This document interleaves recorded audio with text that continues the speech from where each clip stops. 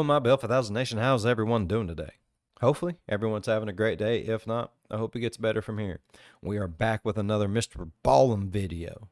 This one is titled, You'll Never Feel Safe Here Again. Bro, I've watched so many of your videos, I don't feel safe fucking anywhere, bro.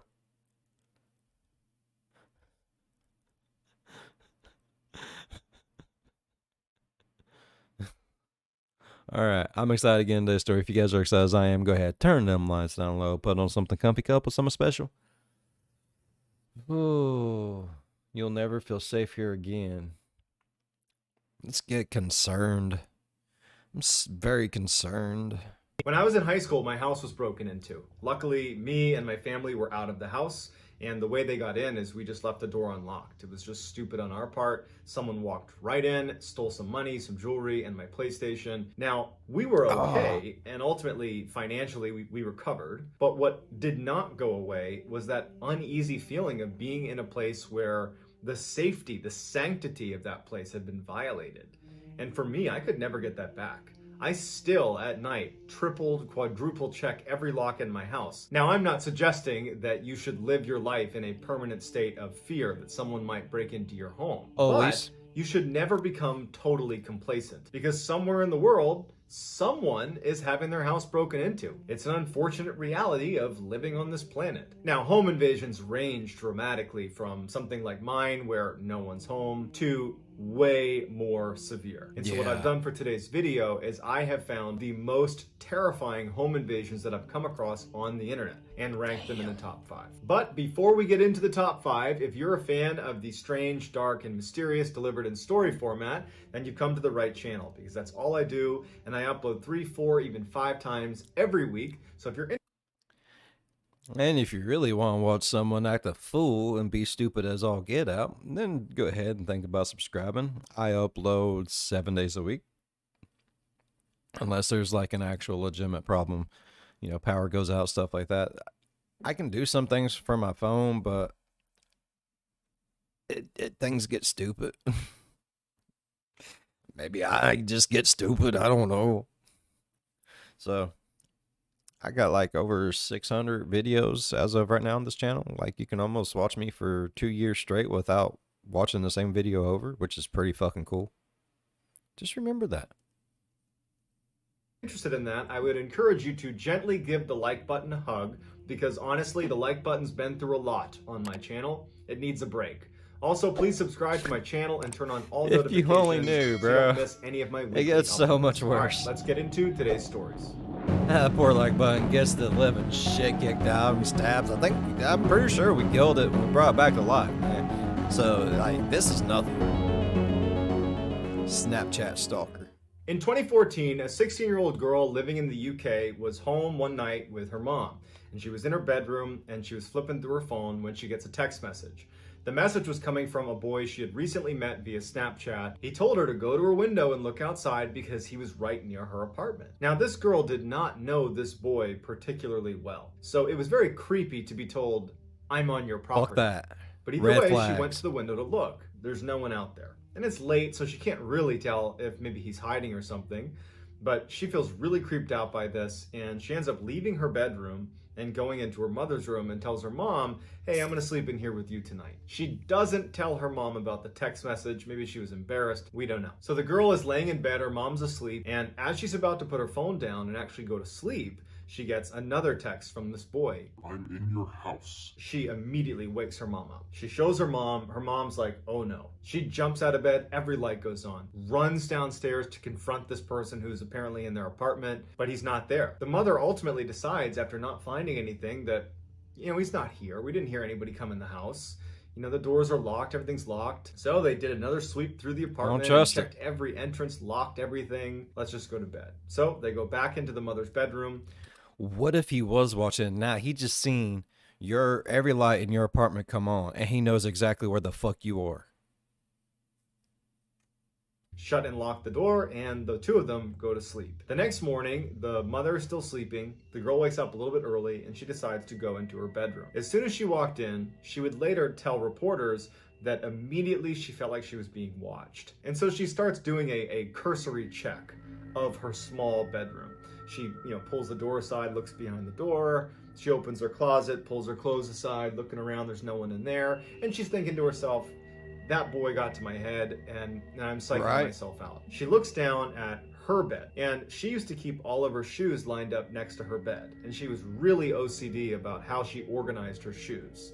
And she noticed that one set of shoes was out of place. It was a subtle thing that really only she would be able to recognize. And so she gets down on her knees to rearrange the shoes, and that's when she sees something out of the corner of her eye. Her bed was slightly elevated, and so she had a little bit of a line of sight under the bed as soon as she was kneeling. And under the bed is a face, and it's the face of the boy who had said, I'm outside your house, and he's the same one who said, I'm in your house. And he's smiling up at her, and he's clutching his phone, looking at her. She runs out of the room. She runs to her mom's room and says, he's in there, he's in there. The mother comes barreling in, protective mama coming in. The boy's out from under the bed. The boy, in a panic, runs to the window, pulls it open, and jumps out of the window. The boy would turn out to be Kyle Ravenscroft, and he had very quickly become obsessed with this girl. And he just wanted to be close to her. And so when she got that text message that was, hey, come look out your window, he was hiding. And when she went into her mom's room, he could actually see her go into the mom's room, and he climbed up the side of the apartment into the window that was open, shut it, and climbed under the bed, so that when the mother and the daughter were searching the house, he was already in the house. So they locked him into the house. He was ultimately given a very small sentence. I think it was a couple weeks in jail, a fine, and some community service. Fuck that. But no matter what the sentence was, I'm sure that girl will have to deal with the trauma of that event the rest of her fucking life. Meth Banshee. In 2014, a couple came back to their house in Seattle, Washington, and found it absolutely destroyed, but in totally baffling ways. Okay. All of their shoes that had the soles inside of the shoe ripped out. Someone had taken a big can of paint, taken the lid off, and flipped it upside down on the top of the toilet. Their mail had been ripped to pieces, and it was laying all over the ground. Their clothes had been ripped out of all the drawers. There was this piece of wood that they didn't know where it came from that had a single screw screwed into it that had been wedged between a door and the door frame, but it wasn't blocking it from opening. It was just like someone wedged it in the middle of the door for some reason. There was hand lotion all over the door handles of some of the doors in their house. There was also a purse sitting on their bed that had the ID card of a 27-year-old woman who they didn't recognize. The couple does a quick look around, but is worried someone might still be there, so they leave and they call the police. The police show up, and they're just as confused as the couple because nothing was stolen. There was no sign of forced entry. It was just like someone came in there and wrecked the house and then left. It was very confusing. And so ultimately the police just went back to their precinct to write up the report and told the couple, hey, lock your doors and, be on the lookout for someone trying to rob you again. After the police left, the couple began cleaning up the mess inside of their house. And after a couple hours of doing that, they decided, we'll finish this up tomorrow. They're laying in bed and they start hearing this sound that sounds like an animal dying coming from underneath their bed. Now, they didn't think this could be a person because there was almost no space underneath their bed. It was, barely any clearance under their bed. So they're thinking an animal must have gotten in here. We had the doors wide open as we were cleaning stuff out. Maybe an animal got in here. They're like, no, we're not going to deal with this. They jump up and run out of the bedroom and call the police again. Police show up. They go into the bedroom, and there is a person underneath their bed. 90-pound, 27-year-old crazy woman who was high on meth, carrying a knife and a hypodermic needle. And she was under there burrowing a hole underneath the bed. She was the same woman that was on that ID card in the purse that they had found earlier. Her story was she climbed up the tree that was outside the window and jumped into the second floor window while the couple was gone. She ransacked the house for reasons we don't understand and then went under the bed. And there was so little clearance under the bed that the couple did not think to look under there for people. So that whole time they were cleaning up, she was still in the house. Luckily, she didn't get all the way through. Who knows what she would have done if she'd actually punctured all the way through. Right? Something. No, I don't want to see anything that says something in the bathroom. You will not ruin my pooper, MrBallen. That is my personal private time. 17, a young college girl who was living alone in an apartment started to notice that something didn't feel right. In the morning, she'd get up and she'd open her fridge, and some of the food that she would leave in there, it appeared like there was less of it. A couple times she would wake up and she'd walk out into her living room, and one of the pillows would be in a different position or had even fallen off the couch. There was just little things happening in her apartment that collectively was actually pretty unsettling and was starting to scare her. And she started having these nightmares at night that someone was breaking into her apartment. One night, she wakes up from one of those nightmares and she's drenched in sweat. She decides she's going to take a shower before she goes back to sleep. She goes to her bathroom and she brings her phone.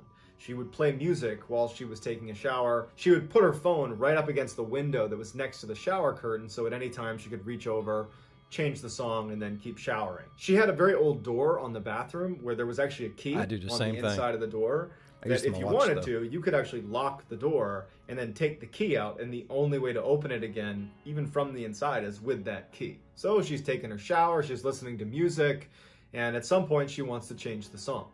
And so she pulls the shower curtain back just enough to reach her hand out to touch next on her phone when she stops. The phone was reflecting something in the middle of her bathroom, and it was a dark figure standing in her bathroom, shoulders squared up to the actual shower. So someone is standing in the middle of her bathroom facing her right now. I don't know how she did this, but she stayed composed. She retracted her hand, turned the water all the way to scalding hot. She took the shower head out, and once the water was so hot there was steam all over the bathroom, in one fell swoop, she ripped open the curtain and sprayed the water directly on the face of the person standing right there next to her. She runs past this person who's now clutching their face and screaming in pain. She grabs the key on her door on the inside, locks it, takes the key out, runs out of her bathroom, slams it behind her, locking the intruder in the bathroom. Fuck yeah, the girl bro. runs into her kitchen to get her butcher knife. She had one nice knife, but when she went into the kitchen, her one butcher knife, she couldn't find it. She ditches the idea of getting a knife and instead grabs a towel and runs out of her apartment. She makes it outside. She calls the police. The police show up. The girl gives them the key to the bathroom. They go into her apartment and they unlock the bathroom and they pull this person out. It was this crazy lady who used to live at this apartment, and she had apparently made copies of the keys and had been sneaking in whenever this girl wasn't there, or at night she would sneak into her apartment and she would sleep there on the couch and then leave before the girl woke up. So as the police bring this woman away, one of the officers breaks off and goes over to the girl who owns the apartment, and he holds up an evidence bag, and it's the girl's butcher's knife. The woman had taken it from the kitchen and was standing in the bathroom waiting for her to get out of the shower. And the officer just says, looks like she wanted her apartment back. Damn, bro. This is a crazy In 1981, a 9-year-old boy discovered that if he was really quiet, he could sneak out of his bedroom at night, go down into the kitchen, and eat as much junk food as he wanted. One night in the summer that year, his family went out for this huge dinner at this amazing restaurant, and when they came back, they had all these leftovers. And the boy really wanted to eat the remainder of the sweet and sour pork. He was really excited about it. So everyone goes to bed, and he's really deliberate. He starts sneaking down the stairs, being ultra careful. He gets to the end of the stairs, hasn't made a sound. And that's when he freezes because he hears what sounds like a fork making a little clinking sound against the counter. And he thinks, my parents have got to be in there, and if they see me, I'm going to be totally busted, so I don't want them to see me. And so he begins to turn his head around the corner because he was obscured by the wall, and he pokes his head just far enough in to where he can see into the kitchen. And standing in the middle of the kitchen is this skinny man that he's never seen before, drinking milk directly from the carton with the fridge wide open. The kid holds back a scream, sneaks back up the stairs. When he finally gets upstairs, he runs into his parents' room and he tells them what's going on. The father runs downstairs, ready to confront whoever's there. There's no one there. There's not even a sign that anyone was there. So they look everywhere and they can't find anything. And so the parents don't believe him, and everybody goes back to bed, and that's that. The boy was very confident at what he saw. Right. Although he did feel like, I guess I could have imagined it, but he started paying really close attention to everything in his house. In the mornings, he would go downstairs before everybody else, and he would see if there was any sign of someone having been in the kitchen.